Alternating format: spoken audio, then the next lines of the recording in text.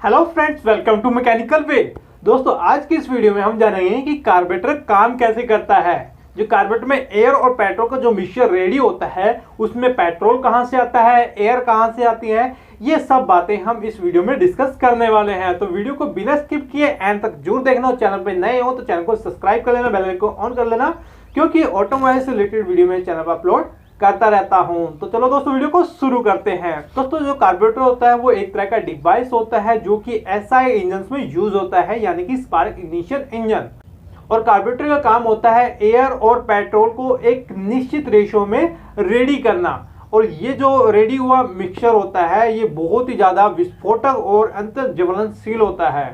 तो दोस्तों, अब जानते हैं कि कार्बोरेटर में एयर और पेट्रोल कैसे आते हैं। आइए दोस्तों, अब जानते हैं कि एयर और पेट्रोल कार्बोरेटर तक कैसे पहुंचता है। जो आपकी एयर होती है वो आपके एयर इनटेक बॉक्स में जो एयर फिल्टर लगा होता है वहां से फिल्टर होके निकलती है। तो यानी कि जो सबसे पहले एयर होगी वो एयर इनटेक बॉक्स में आएगी और एयर इनटेक बॉक्स से एयर फिल्टर के अंदर फिल्टर होगी।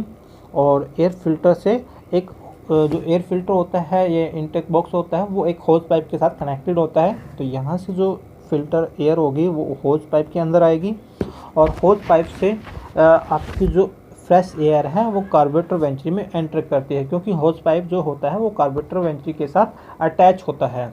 तो फ्रेश एयर कार्बोरेटर के पास पहुंच गई है। अब जानते हैं कि फ्यूल कार्बोरेटर तक कैसे पहुंचता है।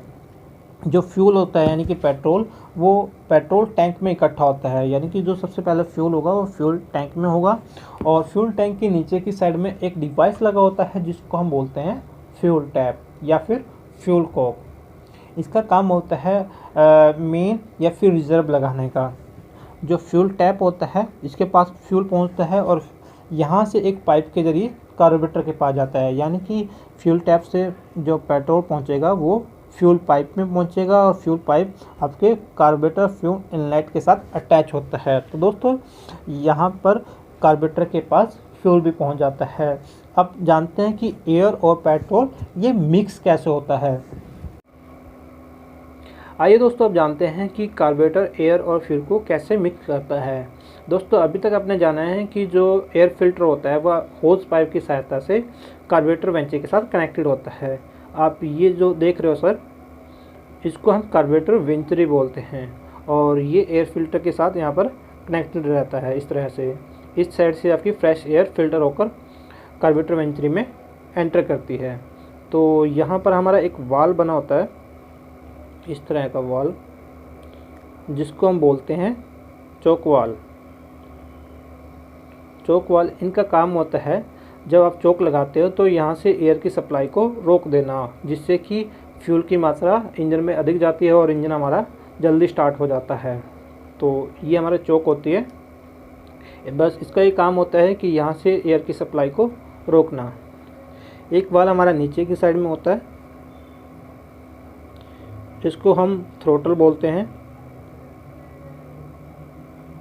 थ्रोटल भी बोल सकते हो आप इसको, या फिर इसको आप एक्सीलेटर भी बोल सकते हो।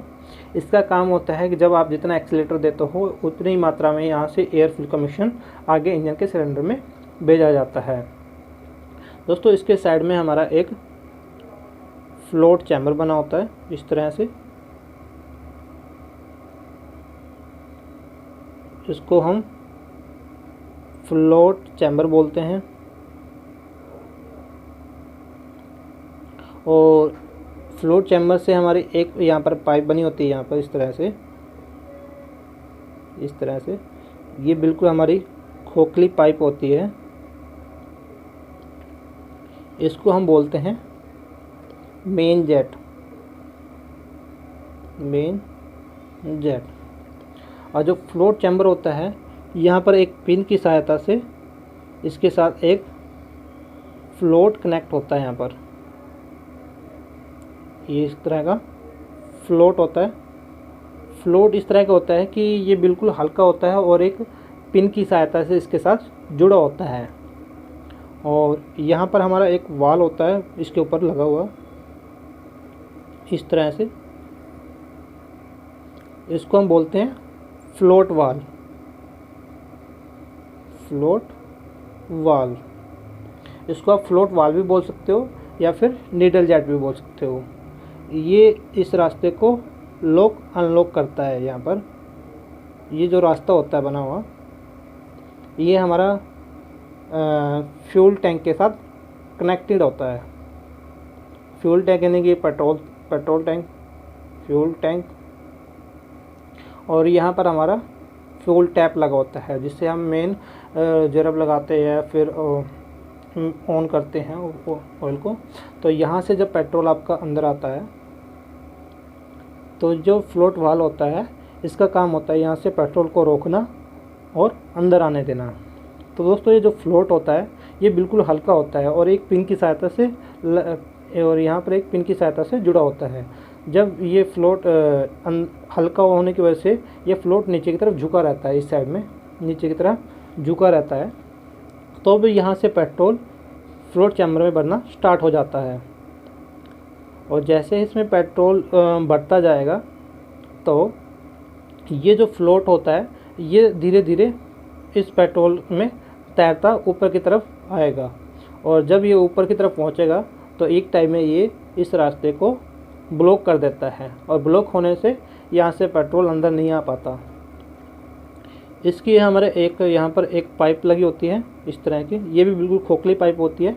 इसको हम ओवरफ्लो पाइप बोलते हैं।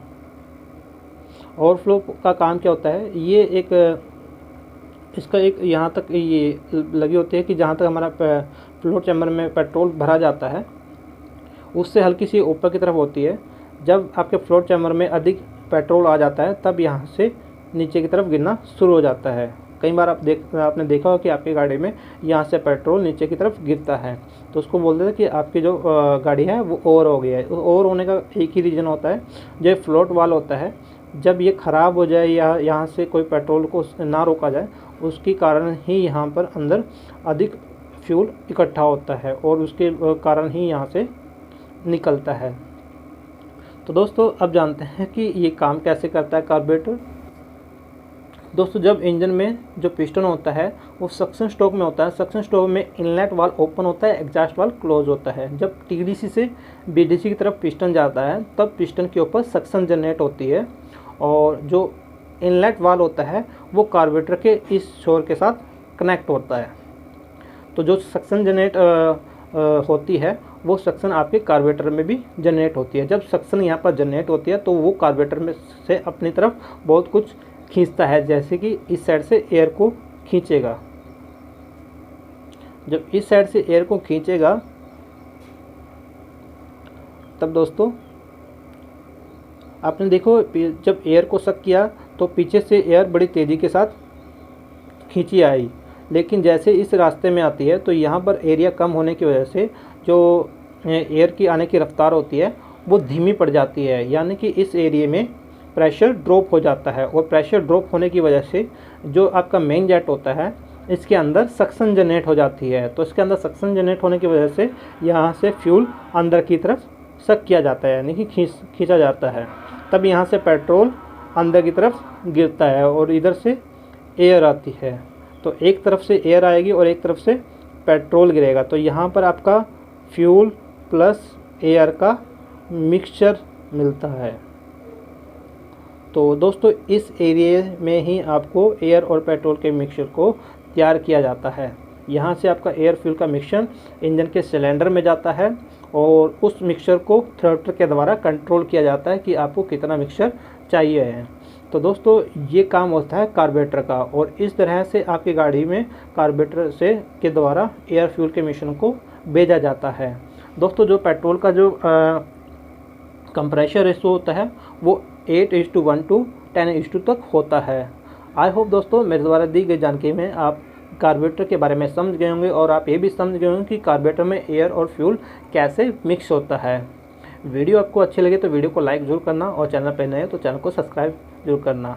फिर मिलते हैं आपको किसी नेक्स्ट टॉपिक पे, तब तक के लिए टेक केयर, बाय बाय, जय हिंद।